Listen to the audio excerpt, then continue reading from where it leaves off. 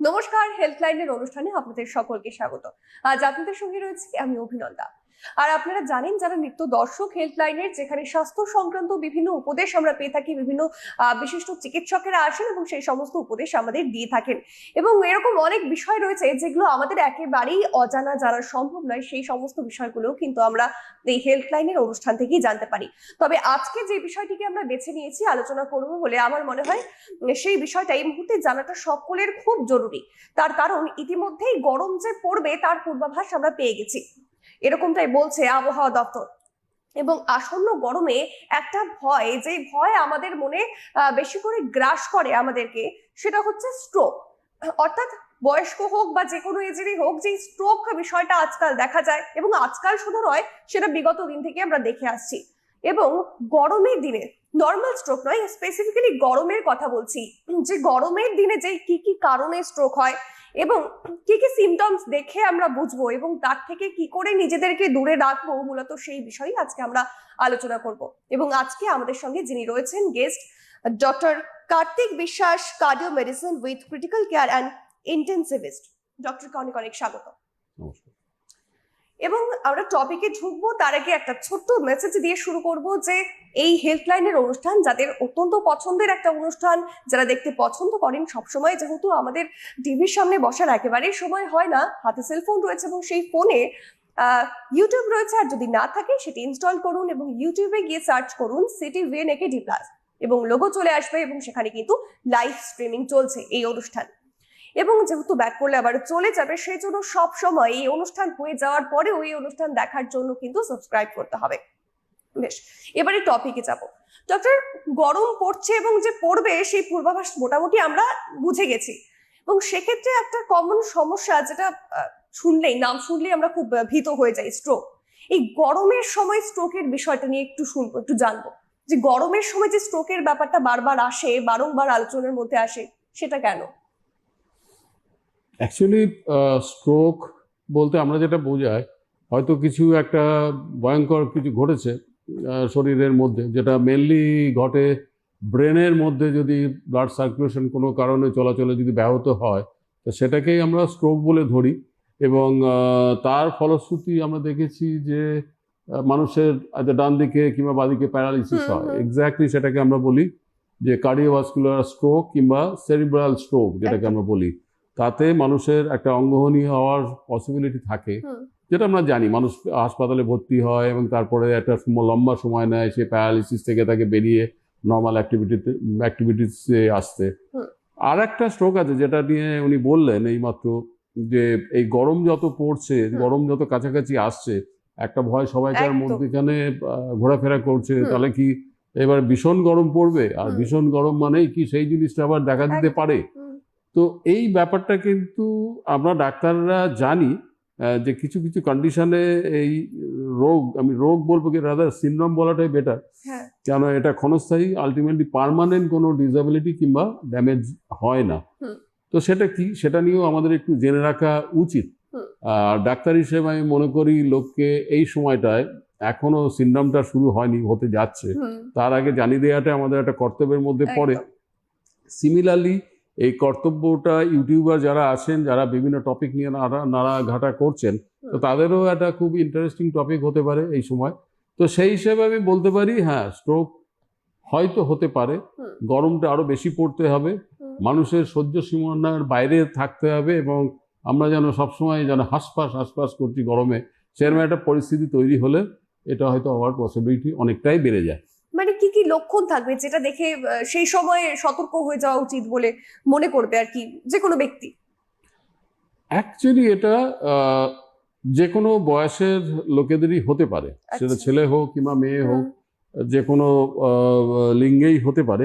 তার একটা ব্যাপার আমি বলে রাখি, যে যেটা ভীষণ ইম্পর্টেন্ট এই টাইপের স্ট্রোক হতে গেলে, তার নামটা আগে আমি বলে দিই, তাহলে খানিকটা আপনারা আন্দাজ করতে পারবেন। Stroke exertion and stroke developed stroke. Okay, তো এইটা হচ্ছে প্রচন্ড গরমের একটা সিনড্রোম। সিনড্রোম কেন বললাম সেটা একটু আগে আমি বললাম, যে এটা পার্মানেন্টলি কোনো রকম ড্যামেজ কিংবা ডিসএবিলিটি রাখে না, এটা যদি আমি ডায়াগনোসিস করি, যেটা একটা ওই স্ট্রোক এক্সহর্শন টাইপের হচ্ছে, তাহলে তার প্রপার কেয়ার ইমিডিয়েটলি নিলে সেটাকে থেকে আমরা রিকভারি পেতে পারি। কিংবা এই জিনিসটা না হতে দেওয়ার জন্যও কিছু কিছু ব্যাপার আমরা যদি মেনে চলি এই সময়ে, তাহলেও আমরা ওই অ্যাবনর্মাল টাইপের কিছু ডিসেবলিং সিমটম কিংবা প্রবলেম থেকে নিজেকে বাঁচাতে পারি, রক্ষা করতে পারি। তো তার মধ্যে মোস্ট ইম্পর্টেন্টলি আসে যেটা আমরা করি খুবই কেয়ারলেস আমাদের ইয়াং গ্রুপ এবং বয়স্ক লোকেরাও বিভিন্ন কাজে বিভিন্ন গরমে এই সময় বেরোতে বাধ্য হন। অফিসে ওই টাকাটা জমা দিতে হবে, কি এসআইআর এ গিয়ে লাইন লাগাতে হবে, কিংবা লাইনে দাঁড়াতে হবে, ছাতা নিতে ভুলে গেছি। তো এরকম একটা কন্ডিশনে সবাই আমরা পড়ছি, আমরা জানি রিসেন্টলি এই ঘটনাগুলোর মধ্যে দিয়ে আসছি। এবং এর মধ্যেও কিন্তু অনেক ঘটনা ঘটেছে, লাইনে দাঁড়িয়ে আছেন তারা হঠাৎ করে জ্ঞান হারিয়েছেন, অ্যান্ড ফাইনালি সেখানে যারা উপস্থিত লোকজন ছিলেন তারা হেল্প করেছেন, ডাক্তারখানা নিয়ে গেছেন। এই জিনিসগুলো আমরা প্রতিদিনই পেপারে দেখি এবং রেগুলার ইউটিউবার কিংবা এই চ্যানেলগুলোর মাধ্যমে আমরা জানতে পারি কিংবা দেখতে পারি। তো যেটা হয় সেটা হচ্ছে একটা আমি এজেড লোকেদের কথাই বলি। এজেড লোকেদের ব্যাপার হচ্ছে তারা অনেক সময় খেয়ে দিয়েই বেরোন, কিন্তু প্রপার ছাতা নেন না, কিংবা ওই গরমে দাঁড়িয়ে হঠাৎ করে বেশি করে ঘামতে শুরু করেন, এবং এই ঘামাটার মানে হচ্ছে শরীরে জল বেরিয়ে যাওয়া, আর তার সাথে সাথে কিছু সল্ট, যেটা ভীষণ ইম্পর্টেন্ট আমাদের বডি ব্যালেন্স থেকে শুরু করে অন্য অন্য সিমটমগুলোকে মেনটেন করা। তো সেই জিনিসগুলো কিন্তু হঠাৎ করে ঘাম প্রচন্ড হওয়ার জন্য সেগুলো বেরোতে থাকে, মানে একটা সিম্পটমস আমরা ঘেমে যাওয়াটাকে ধরতে পারি। ওকে। এবং আনএক্সপ্লেন যে এমনি সে গরমের জন্য যে ঘামটা হয়, সেই ঘামটার থেকে যেন এই ঘামটা একটু আলাদা। আচ্ছা। ওকে। আর সেই ঘামটা দেখে যদি কেউ পাশে দাঁড়িয়ে থাকে তারা বুঝতে পারেন যে একটা লোক হঠাৎ করে দাঁড়িয়ে ছিল এবং হঠাৎ করে দর করে ঘামছেন এবং ফেলফেল করে মুখের দিকে, মানে তার সাথে বাকি লোকগুলো সেরকম ভাবে ঘামছে না, সেই ব্যক্তির যে পরিমাণ ম্যাক্সিমাম ঘামছে। কেন রোগ সবাইকার হয় না, যে কোনো একজনের হয়। ওই সিচুয়েশনে হয়তো একজনও হতে পারে, দুজনেও হতে পারে। তো সেই পরিস্থিতিতে কেউ যদি আগে থেকে বুঝতে পারে আমার একটা সমস্যা হতে যাচ্ছে, এই টাইপের জিনিস আমার আগে হয়েছে, কিংবা পাশের লোকটি যিনি দাঁড়িয়ে আছেন সে যদি বুঝতে পারে, তাকে সাথে সাথে হেল্প করা এবং তাকে একটা ছায়া, একটু ঠান্ডা জায়গা তাকে বসিয়ে দেয়া এবং তাকে একটু জলের ছিটে ফিটে দিলে ধীরে ধীরে ধীরে ধীরে রিকভারি হয়। এটাকে বলে stroke exhaustion. Okay. So this stage is called stroke exhaustion. তারপরেই হচ্ছে হিট স্ট্রোক, যেটাকে আমরা বলি। নেক্সট স্টেজ, আরেকজনে দেখা গেল হঠাৎ করে সেই লাইনেই দাঁড়িয়েছিলেন, সে কিন্তু ঘামছে না, টোটালি ড্রাই, এবং তার ড্রাইনেসের সাথে একটা জিনিস যেটা হচ্ছে suddenly he talks or she talks incoherent, abnormal কথাবার্তা, অ্যাবনর্মাল বিহেভিয়ার তার শুরু হয়ে গেল। এবং তারপরে দেখা গেল সে বডি ছেড়ে দিল এবং ফাইনালি কারুর হেল্প নিয়ে একটা জায়গায় গিয়ে তাকে শুয়ে দেওয়া হলো, কেউ বসিয়ে দেওয়া হলো। তার কিন্তু অনেকক্ষণ পরে মাথায় জলের ছিটে কিংবা হাওয়া টাওয়া দেওয়ার পরে কিংবা তা হঠাৎ ফিভারও আসতে পারে, এবং তার ব্লাড প্রেশারও হঠাৎ দেখা যেতে পারে ভীষণ বেশি কিংবা ভীষণ কম। আচ্ছা। যদি কেউ পালস দেখতে পারেন সেই সময়, আজকালকার দিনে সবাই পালস দেখতে শিখে গেছে, কেননা সব ক্লাবে কিংবা বিভিন্ন জায়গাতে সেগুলো শেখানো হয়। তো তারা দেখবেন যে একটা নর্মাল লোকের পালস যদি 70-80 হয়, সো দ্যাট বিকাম 120, 130, 140, এবং ইট মে বি মানে একেবারে স্বাভাবিক নয়। না, একদম স্বাভাবিক না। এরকম একটা পরিস্থিতি গেলে এই লোকটিকে, প্রথম লোকটির কথা যেটা বললাম হিট এক্সহারশন, তাকে কিন্তু একটু কেয়ার করলে, একটা ঠান্ডা জায়গায় বসিয়ে এসি রুমে ফ্যানের নিচে বসালে হয়তো তার ব্যাপারটা সলভ হয়ে যাচ্ছে within matter of few minutes কিংবা 1 ঘন্টা 2 ঘন্টার মধ্যে। কিন্তু আদার পার্সন যার কথা এইমাত্র বললাম, তার ব্যাপারটা কিন্তু এত তাড়াতাড়ি সলভ হচ্ছে না। আচ্ছা। He or she get admission either in the clinic or in the hospital or somewhere nursing home, কোনো একটা জায়গাতে। তো এদের ব্যাপারটা একটু সুদূর প্রসারী হয়। অনেক সময় দেখা গেছে এদের আন্ডারলাইং এরা খেয়ে বেরোয়নি, হাতে ছাতা নিয়ে বেরোয়নি, যতটা জল খাওয়ার কথা ছিল। বয়স্ক লোকেদের যেটা হয় যে না, রাস্তায় জল বেশি খাবো তো হঠাৎ হয়তো ওয়াশরুম আমি নাও পেতে পারি, সেই ভয়ে অনেক সময় জলও কম খান তারা। তার ফলশ্রুতি যেটা হয়, this is the ultimate effect of that. যদি হাইড্রেশন ঠিক থাকে তাহলে কিন্তু ব্যাপারটা হতে পারতো না। যেহেতু হাইড্রেশন কম, যার জন্য বাড়ির মায়েরা কিংবা কাকিমারা বলবেন জল খেয়ে বেরোলে ডিহাইড্রেশন যাতে না হয়। তো কারণ হচ্ছে এইটা, তারা ভুক্তভোগী, তাদের এই জিনিসটা তাদের মাথায় আছে, যেরকম একটা জিনিস হতে পারে। তো এই দুটো সিচুয়েশনকে আমরা স্ট্রোক বলি, একটা স্ট্রোক এক্সহারশন আর একটা হচ্ছে হিট স্ট্রোক। আচ্ছা, মানে এই যে সেকেন্ড এক্সাম্পলটা আপনি যেটা দিলেন, আমি খুব কাছের একজনকে দেখেছি এই বিষয়টি, খুব বয়স্ক একজন, যে হঠাৎ করে ভুলভাল বলা শুরু করলো, মানে একদম যেটা বাস্তব নয় এরকম অবাস্তব কিছু, এবং সেই মুহূর্তে মানে তাকে বাড়িতেই রাখা হয়েছিল। কিন্তু এই যে ব্যাপারটা, তখন মানে তার ক্ষেত্রে দেখেছিলাম যে সেরকম রোদে বের হওয়ার ব্যাপার ছিল না, কারণ সে খানিকটা অসুস্থই ছিল, বের হয়ে চলাফেরা করার মতো ছিল না। কিন্তু তাকে হসপিটালাইজ করা হয়নি, কিন্তু একটা সময়ের পর আবার ঠিকও হয়ে গেছে। মানে এই যে মানসিক যে স্থিতিটা, সেটা কেন সাডেনলি চেঞ্জ হয়ে যায়? এটা অ্যাকচুয়ালি যেটা ঘটে, যদি আমি টেস্ট করি সেই লোকটার, শুয়ে রাখলাম, একটা ব্লাড টেস্ট নিলাম কিংবা একটা ইসিজি করলাম, তাতে দেখা গেছে আইদার তাদের গ্লুকোজ লেভেল ফল করেছে, যে কোনো কারণে তারা না খেয়ে বাড়ি থেকে বেরিয়েছে, তাতে brain is very much sensitive two glucose. 1 second কিংবা আলটিমেটলি 5 থেকে 10 সেকেন্ডের মধ্যে যদি ব্লাড সুগার ফল করে, তো somebody will have behave like abnormal, যেটা এই ক্ষেত্রে হতে পারে। নাম্বার 2 হচ্ছে যে তাদের শরীরের মধ্যে ইলেকট্রোলাইটস অ্যাবনর্মালিটি থাকে। সোডিয়াম পটাশিয়াম ভীষণ ইম্পর্টেন্ট এলিমেন্ট আমাদের ব্লাডে, যারা মেনটেন করছে আমাদের টোটাল হোমিওস্ট্যাটিক মেকানিজমগুলোকে খুব সূক্ষ্মভাবে মেনটেন করছে, সেগুলো ডিস্টার্ব হয়ে যায়। আর বিশেষ করে এটা হয় এজেড লোকেদের কিংবা ফেব্রাইল লোকেদের, they are suffering from some disease on medication, এবং they are not habituated to face this kind of circumstances or environment. Exactly, আমি এই বিষয়টাতে আসতাম, যে মোটামুটি আপনি বললেন যে অন্যান্য ডিজিজ যদি থেকে থাকে সেই ব্যক্তিগুলোর মধ্যে বেশি দেখা যায়, তো মোটামুটি কি কি রোগ থাকলে পরে এই বিষয়গুলো বেশি দেখা যেতে পারে কোনো পার্টিকুলার পেশেন্টের ক্ষেত্রে? আমরা যেটা দেখি বিশেষ করে এজেড লোকেদের, এই জিনিসটা যে বাচ্চাদের কিংবা ইয়াং গ্রুপের হয় না সেটাও না। ইয়াং গ্রুপের অনেক সময় ডেয়ার ডেভিল আর টোটালি কেয়ারলেস, ঠিক আছে খেয়ে নেবো, পরে খাবো, এখন দেবো না, খেতে ইচ্ছা করছে না, but finally they land on this kind of problem. যে তখন কিন্তু কেয়ারটা সবার জন্যই সমান, কারণ ব্রেন তো সবারই, মানুষের ব্রেন এবং তাদের ব্রেনের অ্যাক্টিভিটি যেমন নর্মাল লোকেদের হয় সেরকমই হবে, আর এজেড লোকেদের যা হবে তাদের বেলাতে হয়তো রিকভারিটা হচ্ছে ফাস্টার। কিন্তু একটা এজেড লোকেদের এই রিকভারি টাইম টেক্স প্রবাবলি আধ ঘন্টা 1 ঘন্টাও হতে পারে। ইয়াং গ্রুপের হয়তো 15 মিনিট 20 মিনিট আধ ঘন্টার মধ্যেই ব্যাপারটা কমপ্লিট হয়ে গেল। হিট স্ট্রোকের ব্যাপারটা যেটা বললাম সেটাও সিমিলারলি, ইয়াং লোকেরা যত তাড়াতাড়ি এটাকে কোপ আপ করে নিতে পারে, কিন্তু but not very easy for the aged group. তো তাদের দেখা গেছে তাদের সোডিয়াম পটাশিয়াম ইমব্যালেন্স সবসময় আছে।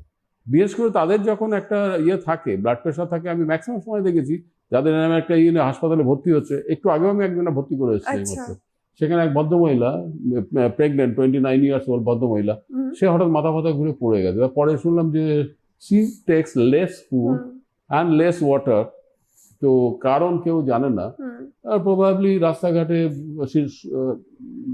শুড নট বি এম্বারেসড যে আমি I will go for this thing, toilet কিংবা এরকম আমায় যেতে হবে, যার জন্য they avoid to take adequate food and fluid like that. তো সেখানে তাদের এরকম একটা পরিস্থিতি হতে পারে। যদিও কিছু সময় দিলে আমি দেখলাম যে ভদ্রমহিলা অলরেডি রিকভার করেছে, আমাকে এইমাত্র ফোন এলো, আমি কথা বলে এলাম। So like that. তো আর যাদের সুগার বেশি আছে তাদের তো সবসময় একটা কন্টিনিউয়াস, এটা খেও না, এটা দেখো না, এটা নিলে পাপ হবে, ওটা নিলে ভয়ঙ্কর ব্যাপার হবে, এরকম টাইপের সবসময় একটা টেনশনের মধ্যে থাকে, যেটা খাবো না ওটা খাবো না। তো সেটা করার জন্য বাড়ির লোকেরা একটু বেশিই করে। যদি বলা হয় যে ভাই এটা একটু অল্প খাবেন, সেটা খেতেই দেবে না। রোজই দেখি যে, আর রোজ মারামারি করে, বাড়িতে মারামারি হয়। তো এই জিনিসগুলো যারা বেশিভাবে ডিপ্রাইভড হয় ফুড কিংবা ওয়াটার থেকে, কিংবা অন্যান্য মেন্টালি যে কোনো কারণে হোক, কোনো মেন্টাল ডিপ্রেশনের জন্য কিংবা অন্য কোনো মেডিসিন যেগুলো হচ্ছে নিউরো মেডিসিন, নার্ভের মেডিসিন নিচ্ছেন, তাদের কিন্তু এই টেন্ডেন্সি কিংবা পসিবিলিটি বেশি। আচ্ছা, মানে তাদেরকে যথেষ্ট সাবধানতা অবলম্বন করে তাদের ক্ষেত্রে বেশি সেটা অবলম্বন করতে হবে, যেমন 1-2টো উদাহরণ শুনি। তো এটা করা উচিত এই জন্য। আর যেটা বললাম খুব কমন ব্যাপার যেটা, সেটা বাড়ি থেকে বেরোবার আগে যখন খুব বেশি রোদ রয়েছে, গরম রয়েছে, তখন যদি আমাদের ড্রেস ম্যাটারটাও ভীষণ ইম্পর্টেন্ট। আমরা অনেক সময় সিনথেটিক ড্রেস পরি, সেগুলো কিন্তু ঠিক না। আর সেটা শুধু আমাকে বললেই হবে না, এটা আমরা সবাই জানি, মিডিয়ার দৌলতে হোক কিংবা নর্মাল এক্সপোজার যেগুলো হচ্ছে আমাদের সোসাইটিতে, তাতে আমরা কটনই বেশি পছন্দ করছি আজকাল। সেই পছন্দ যারা করি তো ঠিক আছে, তারা হয়তো ঠিকঠাক থাকি, কিন্তু যারা সেগুলোকে মাথায় রাখি না, সিনথেটিক প্যান্ট জামা পরা, কাপড় পরা, জল খেলাম কি খেলাম না, এরম টাইপের খাবার দাবার কোনো ঠিক ঠিকানা নেই, তাদের কিন্তু ব্যাপারটা হওয়ার পসিবিলিটি বেশি। আচ্ছা, মোটামুটি আমরা একটা এজেড পার্সনদের নিয়ে আলোচনা করছিলাম, তবে এখন দেখা যায় যে কম বয়সেরও যারা রয়েছে তাদের ক্ষেত্রেও দেখা যায়, এবং তারা যথেষ্ট এক্সারসাইজ করে, বা তাদের ক্ষেত্রেও কি এটার চান্সেসটা কতটা থাকে বা কিছু কতটা থাকে প্রপার এক্সারসাইজের মধ্যে দিয়ে তারা চলছে, proper food habits and all? তো এখন বলে দিই যে লাইফস্টাইলটা চলছে, সে লাইফস্টাইল হচ্ছে রাত 3টেয় শোয়া, রাত 2টো, 2:30, 3টে পর্যন্ত হোয়াটসঅ্যাপ অ্যান্ড ফেসবুক, এবং endless interaction and like mobile নিয়ে, মোবাইল না ল্যাপটপ নিয়ে। তো এগুলো আলটিমেটলি ইন্ডিকেট করে যে brain is never in rest, always busy and disturb. তো তার সাথে disturb and deprive from the food and electrolytes and water and what not. তো সেইগুলো নিয়ে টোটালি কিন্তু ব্রেন, ইয়াং গ্রুপের মধ্যে কিন্তু অনেক বেশি ডিস্টার্ব ব্রেন থাকে। এজের লোকেদের কতগুলো স্পেসিফিক এজের জন্য যে রোগগুলো হয় সেগুলো নিয়ে হয়তো তারা ডিস্টার্ব থাকে, কিন্তু younger group not only food and water but also mentally they are full of agony, full of anxiety. চাকরি আছে, চাকরি নেই, কাজ আছে, কাজ নেই, নাইট ডিউটি, মিডনাইটে ছুটি হচ্ছে, ঘুম হচ্ছে না, মানে টোটালি মানে টেনশন, ডিপ্রেশন, এই ব্যাপারগুলো খুব কাজ করে, মানে এগুলো একটা বড় বড় রিজন। এক্স্যাক্টলি, কেন বডির যে মেকানিক্স রয়েছে, মেকানিক্সের মধ্যে প্রত্যেকটা জিনিস যদি সুস্থভাবে মেনটেন হয়, requirement as per requirement of the body, তো তাহলে everything is rosy and fine. যদি ইফ দ্যাট ইজ নট, তাহলে তো nothing will be maintain properly and somebody will think something and doing something else. আচ্ছা, কিছু একটা করার প্ল্যান করলো, next time the plan changes to something else, যেটা they never expected. তো এই জিনিস হচ্ছে রোজই আমরা দেখতে পাচ্ছি। একদমই তাই, এই বেশ কিছু গাফিলতি তো রয়েছে আমাদের প্রত্যেকেরই, যার জন্য এই সমস্ত বিষয়গুলো আমরা দেখি। তবে আরেকটা বিষয়, একটা প্রশ্ন রয়েছে যে অনেকের মুখে বলতে শোনা গিয়েছে যে একবার স্ট্রোক হলে নাকি আরো একবার স্ট্রোক হবে, মানে অনেকটা আর্থকুয়েকের আফটার শকের মতো স্ট্রোকের ক্ষেত্রে। এটা কি সত্যি, বা এটা কি হয়? এক্স্যাক্টলি, এটা খুব ইম্পর্টেন্ট একটা কোশ্চেন, যে ফার্স্ট টাইম কারো স্ট্রোক যদি হয়, সেকেন্ড ডে হওয়ার পসিবিলিটি অনেক বেশি থাকে, এবং সেটা যে কোনো স্ট্রোকের বেলাতেই সত্যি। যেমন হার্ট অ্যাটাকটাকেও আমরা স্ট্রোক বলি, আবার ব্রেন অ্যাটাকটাকেও আমরা স্ট্রোক বলি, দুটোই স্ট্রোক। একটা যে হার্টের স্ট্রোক, আমাকে অনেক বছর পরে অনেক লোককে ফাইনালি বোঝাতে আমি পেরেছি যে ওটা আপনার যেটা ছিল ওটা that is not stroke, that heart attack. ওটাকেই তো স্ট্রোক বলে। আমি বললাম হ্যাঁ, ওটাকেও স্ট্রোক বলে, বাট ওর কারণটা একটু আলাদা। আর এতে লোকের যে সমস্যাগুলো, এই সমস্যাগুলো আবার আলাদা। এটার ব্যাপারে একটু জানবো। হ্যাঁ, তো এখন যেটা হয় সেটা হলো যে হার্টের স্ট্রোক কিংবা ব্রেনের স্ট্রোক যেটা হয় যে কারণে, সেটা হচ্ছে অনেকগুলো প্রিমরবিড কন্ডিশন থাকে, যেটা আমরা সেই কোভিডের সময় শুনতাম যে প্রিমরবিডিটি যদি, কোমরবিডিটি যদি থাকে, তার মধ্যে ডায়াবেটিস আছে, ব্লাড প্রেশার আনকন্ট্রোল আছে, যার সুগার সবসময় বেশি থাকে, কিংবা যার কোলেস্টেরলের লেভেল ব্লাডে অনেক বেশি, তার ওষুধপত্র খায় না, যার ব্লাডের ঘনত্ব অনেক বেশি, তার জন্য ব্লাড থিনার খায় না, কিংবা তার লাইফস্টাইল হচ্ছে কমপ্লিকেটেড, তার লাইফে যে ফুল অফ অ্যাংজাইটি, টেনশন। তো এই লোকগুলোর দুটো জিনিসই হতে পারে, একটা হচ্ছে স্ট্রোক হার্টে, আর একটা হচ্ছে স্ট্রোক ব্রেনের। তো তাদের বলা উচিত যে ভাই টাইম টু টাইম একটু চেক আপ করা, একটু ডাক্তারের মুখ দেখো না দেখো, কতগুলো জিনিস তো ঘুরেই বেড়াচ্ছে মিডিয়াতে, সেগুলো একটু ফলো করা, যে নিজের সুগারটা বছর একবার হলেও টেস্ট করে দেখা, আচ্ছা তার সাথে নিজের প্রেশারটা একটু চেক করা। বিশেষ করে তাদের এটা বেশি করা উচিত যাদের বাবা মা কিংবা বাড়িতে কোনো একজনের family member, senior member, first degree রিলেটিভের মধ্যে তাদের কারোর সুগার আছে এবং that is not control by medication, কারোর সুগারের সাথে ব্লাড প্রেশার বেশি আছে, that is also on medication. তো এই সব ব্যাপারগুলো যেখানে আছে যে ফ্যামিলিতে, তাদের বিশেষ করে এই জিনিসগুলো মাথায় রাখা উচিত, এবং একবার হলেও নিজের টেস্টগুলো করে বোঝা উচিত যে হ্যাঁ, আমার সেরকম কোনো বড় সমস্যা নেই, I am well and fine and I can continue my normal activities. আচ্ছা, অ্যাজমা পেশেন্ট যারা রয়েছে তাদেরও কি এটা নিয়ে একটা ভয় থাকার ব্যাপার রয়েছে? Asthma basically actually is because of allergic condition to the body.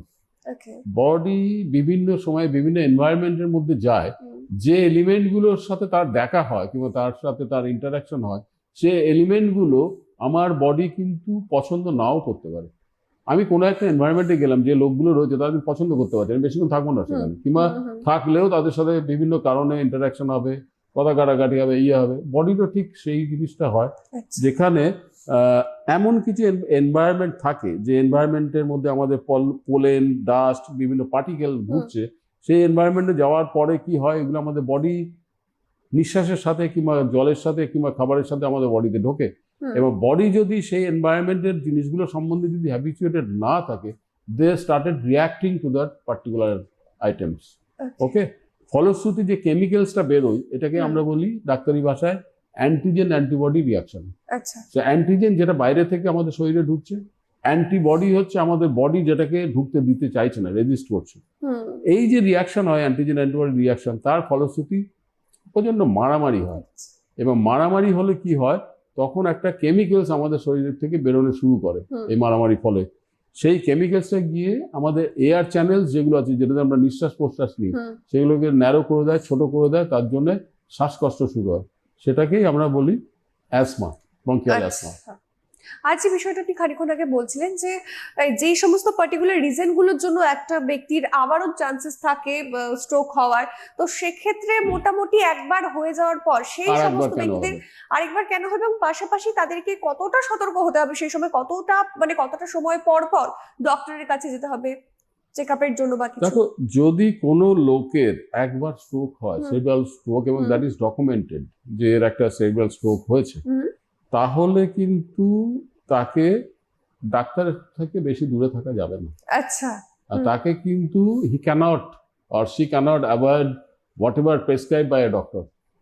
হ্যাঁ, হেলথ সাজেশন যেগুলো থাকে সেগুলো থেকে খুব বেশি দূরে থাকতে পারবে না, তাকে কিন্তু স্ট্রিক্টলি ফলো করতে হবে to get or to prolong his or her life. মানে লাইক সপ্তাহে সপ্তাহে একবার করে চেকআপ বা কিছু? কারণ বাড়িতেও কন্টিনিউয়াসলি রোজই দেখতে হবে কিছু না, যেমন যার সুগার আছে তাকেও প্রতিদিন এক আধবার করে অ্যাটলিস্ট সুগারটাকে, আর কালকে 156 ছিল, 120 নিচে থাকা উচিত, 156। So I am to reduce my food intake. মানে মোটামুটি কতটা টাইম ধরে এই বিষয়গুলোকে খুব next life, the whole life. আচ্ছা, মানে একবার হয়ে যাওয়ার পর সেই সমস্ত সমস্যাগুলো থাকা যে ব্যক্তির, সে যদি মনে করে লাইফের প্রতি তার ভালোবাসা না যদি থাকে, তাহলে তো সে হলো ওকে যা হবে হবে, ডাক্তার এরম বলে।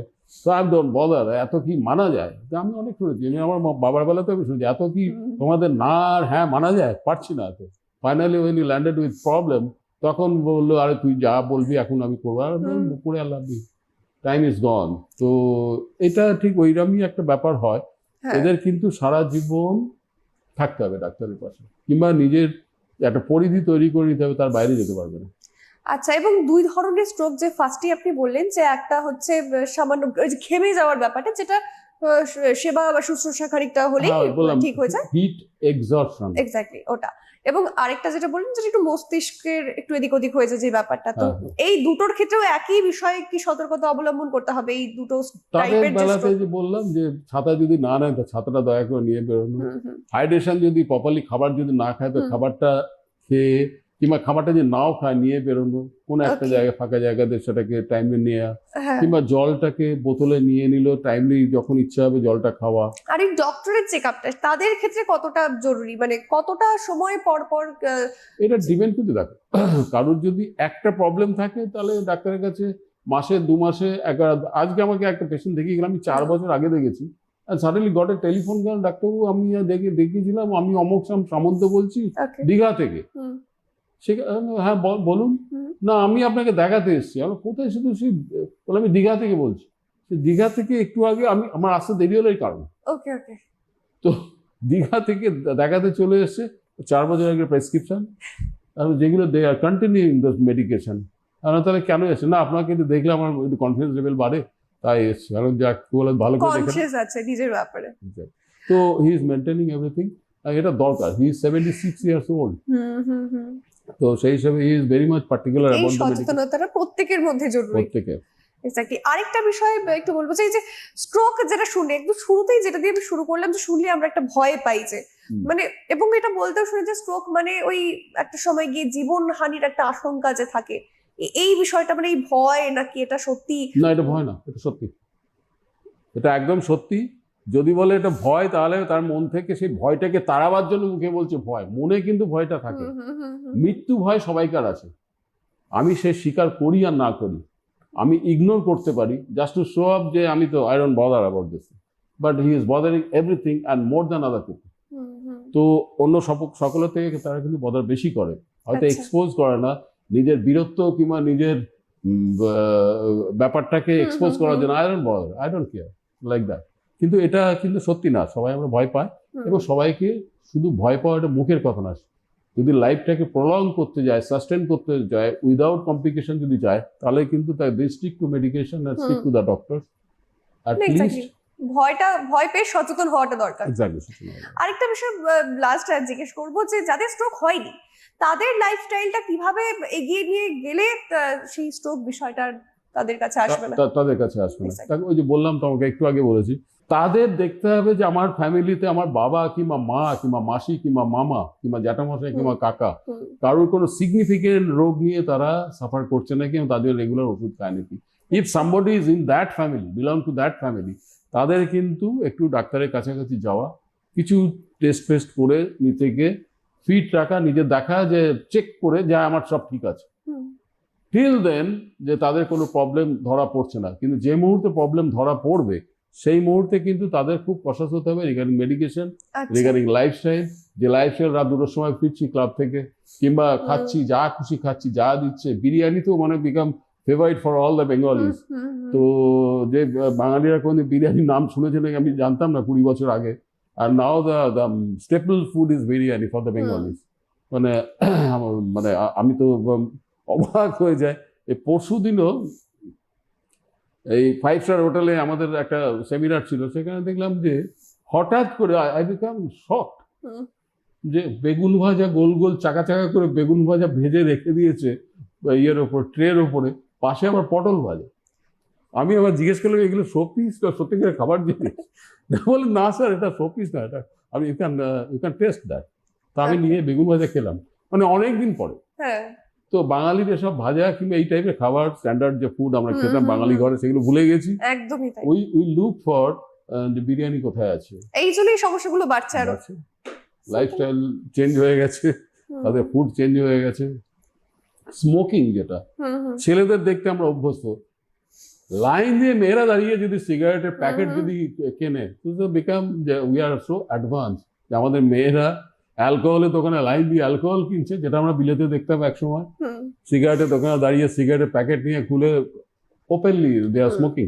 তো এইগুলো দেখতে আমরা অভ্যস্ত হচ্ছি, ধীরে ধীরে শকড হচ্ছি, কিন্তু উপায় নেই। You have to take care of your life and your recent event, যে আমাদের অ্যাডভান্সমেন্ট অফ দ্য সোসাইটি হয়েছে, সুতরাং আমরা দেখতে অভ্যস্ত হয়ে গেছি। একদমই তাই।